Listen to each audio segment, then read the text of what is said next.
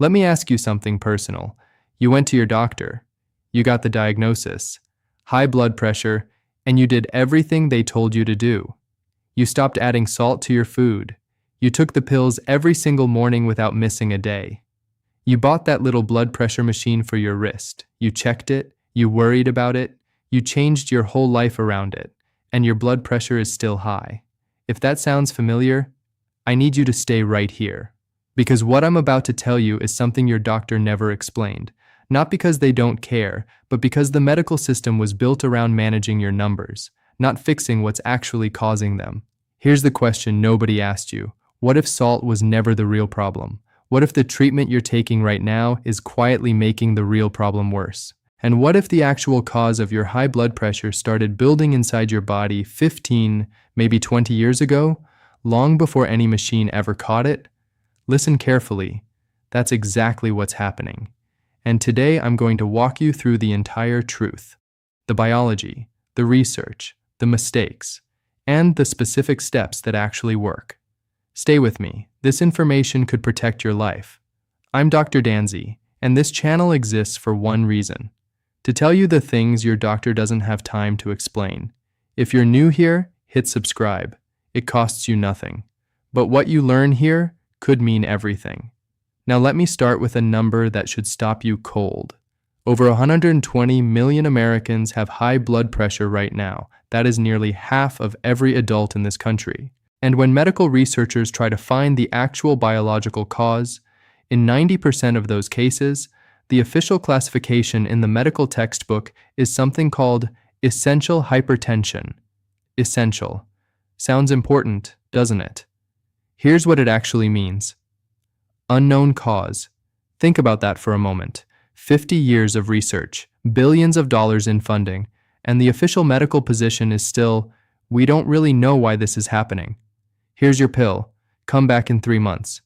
But here's what makes me angry. The research does exist. The mechanism is documented. The studies have been published in major peer-reviewed journals for decades. The real reason blood pressure rises after 50 is not a mystery. It is a well-established biological chain, and almost no physician has the time or the training to walk you through it. Today, I'm walking you through it. Let's start by destroying the biggest myth in cardiovascular medicine. Salt is not the villain. I know. You've heard the opposite your entire life. And I understand why. In the 1970s, a researcher did a series of experiments feeding rats enormous amounts of sodium, amounts no human being would ever consume, and those rats developed high blood pressure. That one study became the foundation of 50 years of cut your salt advice. What the guidelines quietly left out was the other side of the equation. Harvard researchers tracked over 10,000 adults across 6 major cardiovascular studies. They measured sodium, but they also measured something else, potassium. And here is what they found. For every 1,000 milligrams of potassium added to a person's daily diet, cardiovascular risk dropped by 18%. For every extra 1,000 milligrams of sodium, risk increased by 18%. Perfectly symmetrical, perfectly opposite. Which means sodium is only half the story. But here's the part that almost never makes it into your doctor's office. When researchers compared people with the highest sodium and lowest potassium to people with the lowest sodium and highest potassium, the first group had double the risk of dying from a heart attack. Double. Not from sodium alone, not from potassium alone, from the ratio. The balance between these two minerals is what determines how your arteries behave, and the entire cut your salt conversation has been happening as if potassium doesn't exist. Does this happen to you? You've been watching your salt for years, and your blood pressure still won't come down? Now you know why. So what is actually happening inside your arteries after 50? This is where the real story begins. Your arteries are not rigid pipes. They are living tissue, muscular walls lined with specialized cells that expand and contract with every single heartbeat. And their ability to relax, to widen when they need to let blood flow through without pressure, depends almost entirely on 2 minerals your body is almost certainly running low on right now: potassium and magnesium. Think of your arterial wall like a tightly clenched fist. Potassium is the signal that tells that fist to open, to relax. to let blood through without pushing hard. When potassium is present in adequate amounts, it acts directly on the smooth muscle cells lining your artery wall. It triggers something called vasodilation. The artery widens. Blood pressure drops naturally. No pill required. But when potassium is low, that fist stays clenched. The artery wall stays contracted. And over years and years of low potassium, those arterial walls begin losing their elasticity entirely. They stiffen. They calcify. And once that happens, no amount of salt restriction on Earth is going to reverse it, because the problem was never the salt. The problem was the missing mineral that keeps those walls soft and responsive in the first place. Are you feeling this? Listen to what I'm about to tell you. The average American today consumes about 2,500 milligrams of potassium per day. The bare minimum recommended amount is 4,700 milligrams. That means the average American is running at 53% of what their arteries actually need every single day. And if you go back further, to our ancestors thousands of years ago, they were consuming between 11,000 and 15,000 milligrams of potassium daily from whole plant foods. Our cardiovascular system was literally built for that level of potassium. Our arteries evolved in a world where potassium was abundant and sodium was scarce. We have completely reversed that, and we are paying the price in the form of an epidemic that medical textbooks still call unknown cause. Now here's where the story gets a second layer. And this is the part that even most cardiologists never connect. Magnesium. If potassium is the signal that tells your arteries to relax, magnesium is the mineral that makes that signal possible in the first place. Magnesium sits at the center of over 600 chemical reactions in your body, including one that is absolutely critical to your blood pressure. It's called the sodium-potassium pump. Every single cell in your body has a mechanism built into its membrane. A tiny pump that pushes sodium out and pulls potassium in. This is one of the most fundamental processes in human biology. It keeps your cells electrically stable. It keeps your arteries responsive. It keeps your heart rhythm regular. That pump runs on magnesium. Without enough magnesium, the pump slows down. Sodium builds up inside the cell. Potassium can't get in. The cell becomes what researchers call hyperexcitable. The artery wall tightens, and blood pressure goes up. Not because you ate too much salt, but because the mineral that runs the entire mechanism that handles salt has been quietly depleted. This is important. A 2017 meta-analysis published in the American Journal of Clinical Nutrition pulled data from 34 clinical trials. It found that magnesium supplementation produced a significant reduction in both systolic and diastolic blood pressure, even in people who showed no deficiency on standard blood testing. And that brings up something that should genuinely shock you. Standard blood tests for magnesium are almost useless. Less than 1% of your body's total magnesium is in your blood. You can have critically low magnesium inside your tissue, inside your arterial cells, and walk out of a lab with a perfectly normal blood result. And almost no physician orders the test that would actually catch it. It's called the red blood cell magnesium test, and most people have never had one. Don't miss this next part, because this is where the story takes a turn that I think will make you genuinely angry. The most commonly prescribed medication for high blood pressure is a class of drugs called diuretics, water pills. They cause your kidneys to push out excess fluid. Blood volume drops. Pressure on the artery walls drops. The number on the machine goes down. They work at managing the number, but they do something else. Something that is written in the fine print of the prescribing information, but almost never discussed at the pharmacy counter. Diuretics cause your body to excrete potassium and magnesium. Every time you urinate under the effect of a diuretic, you lose both minerals. The very minerals whose deficiency is causing the arterial stiffness that is driving your high blood pressure in the first place. Let that land. The most popular treatment for high blood pressure depletes the minerals most responsible for keeping blood pressure normal. And because doctors know this creates a potassium problem, they sometimes prescribe a separate potassium supplement alongside the diuretic. which has its own prescription code, which generates its own insurance billing, which means the system profits twice from the same deficiency it helped create. I am not saying this is malice. Individual physicians are not doing this deliberately. They are prescribing what they were trained to prescribe inside a system that was never designed to fix root causes. But the result is the same. Millions of Americans are on a treatment that manages the number on the machine while quietly making the underlying problem worse. Have you noticed that your blood pressure pills keep needing to be adjusted? That the dose keeps going up? Now you know one of the reasons why. One man I want to tell you about was 67 years old. He had been on blood pressure medication for 11 years. His doctor had increased his dose 3 times. He was also taking a potassium supplement because his doctor told him the water pill was draining it. He was doing everything right, and his arteries were still stiffening. His numbers were still climbing. Nobody had ever mentioned magnesium. Nobody had ever ordered a red blood cell magnesium test. Nobody had ever explained the connection between his medication and the minerals his arteries needed to function. That story is not unusual. That story is the norm. And here's the piece I want you to hold on to until next time. Because there is one more layer to this that connects everything. Your arteries didn't start failing at 60. The damage began silently in your 40s, maybe your 30s, and it runs through a mechanism that connects your diet, your blood sugar, your hormones, and the structural integrity of your artery walls in a chain that almost no one has explained to you.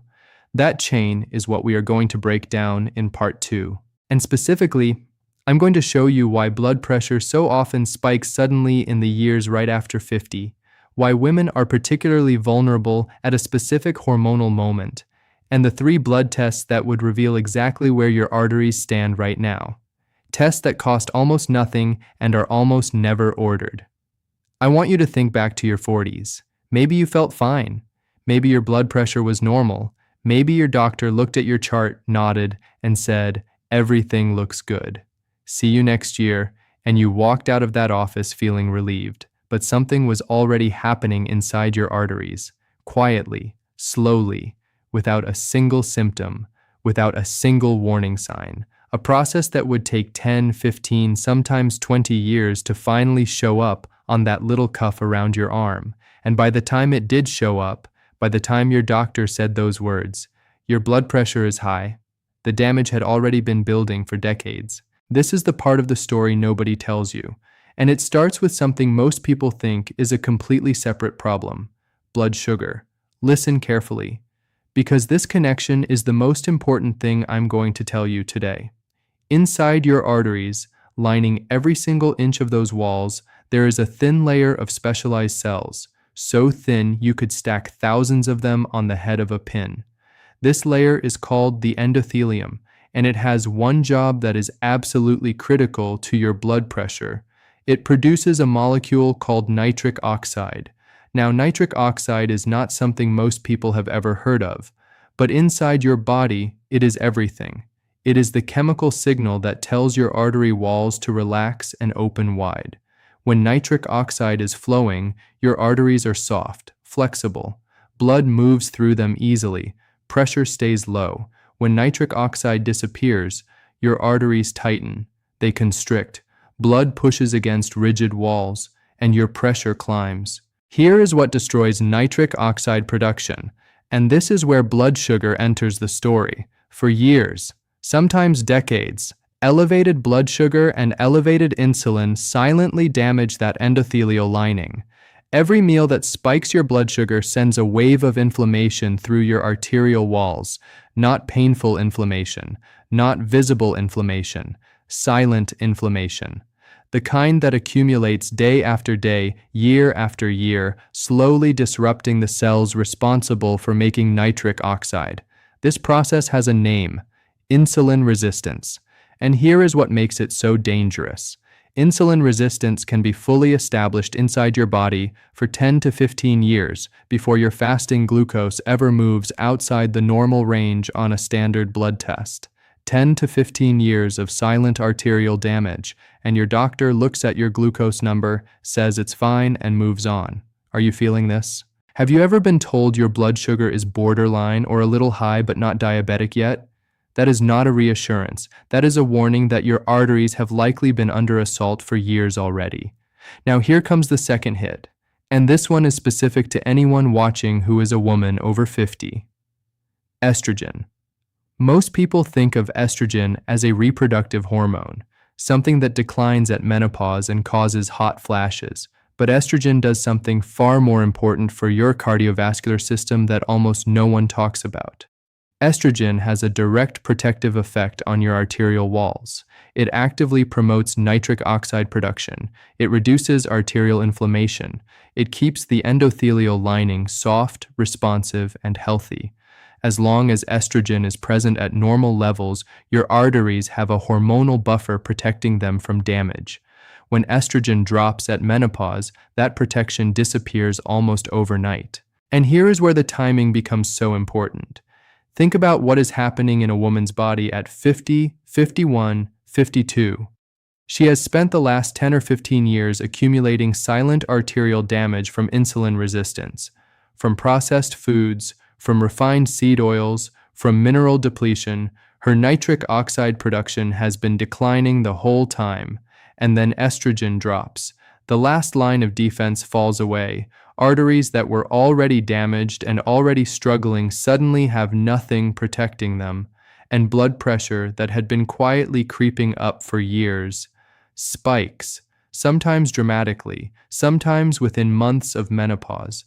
This is why so many women come to their doctors in their early 50s saying, "I don't understand. I was always healthy. My blood pressure was always normal, and suddenly it's high."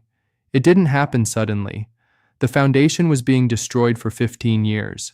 Menopause just removed the last thing holding it together. Does this sound familiar? Has this been your experience? Now I want to talk about something that affects both men and women equally, and it is the third silent destroyer of nitric oxide production that almost nobody in mainstream medicine is discussing. Refined seed oils. Vegetable oil, canola oil, soybean oil, corn oil, sunflower oil. These oils are in virtually every processed food in the American food system, every restaurant meal, every packaged snack, every salad dressing on the grocery store shelf. They are inescapable unless you are actively and deliberately avoiding them. And here is what they do inside your arterial walls. These oils contain something called oxidized linoleic acid. When these fats are processed and heated, they become chemically damaged.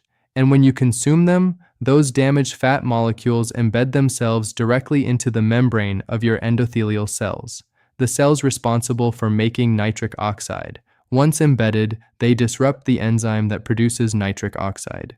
They essentially jam the machinery. Your endothelium keeps trying to produce the signal that relaxes your arteries, but the machinery is broken from the inside, and the nitric oxide signal gets weaker and weaker every year. This is not about calories. This is not about fat making you fat. This is about the specific chemistry of what is touching the inside of your artery walls every single day for decades. One woman I want to tell you about was 64 years old. She had been on 2 blood pressure medications for 6 years. She exercised 3 times a week. She ate what she thought was a healthy diet, lots of salads, lots of heart-healthy cooking oils because that's what the label said. She could not understand why her blood pressure kept climbing despite doing everything right. Nobody had ever mentioned seed oils. Nobody had ever connected the oil in her healthy salad dressing to the stiffness building inside her arterial walls. When she made one change, just one, replacing those oils with extra virgin olive oil and cooking with butter, her inflammation markers dropped within 8 weeks, and her blood pressure responded in a way that 6 years of medication had never achieved. Don't miss this. The food that is marketed as heart healthy is in some cases doing the opposite inside your arteries. Now let me show you the complete chain, because I want you to see how all of this connects into one picture. It starts in your 30s and 40s. Refined carbohydrates and sugar begin elevating insulin. Insulin resistance quietly develops. The endothelium starts taking damage. nitric oxide production begins declining. At the same time, refined seed oils embedded in everyday processed foods are jamming the nitric oxide machinery further. Potassium intake is running at half of what your arteries need. Magnesium is being depleted. The sodium-potassium pump inside your arterial cells is slowing down. Your arteries are receiving damage from 4 directions simultaneously, and your body compensates for years. Because the human body is remarkably resilient, it finds workarounds. It pushes harder to maintain flow, and your blood pressure stays in a range your doctor considers acceptable. Then you hit 50. Hormonal protection shifts. Estrogen drops in women. Testosterone declines in men, reducing its own mild protective vascular effects.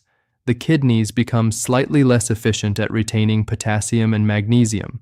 The compensation mechanisms your body has been running for 15 years begin to break down, and one morning the cuff goes on your arm, and the number is high. Your doctor looks at the number and says your blood pressure is high, as if it happened yesterday, as if that moment is where the story started. It isn't. That number is where the story ended up, after decades of quiet damage that nobody was measuring, nobody was catching, and nobody was treating.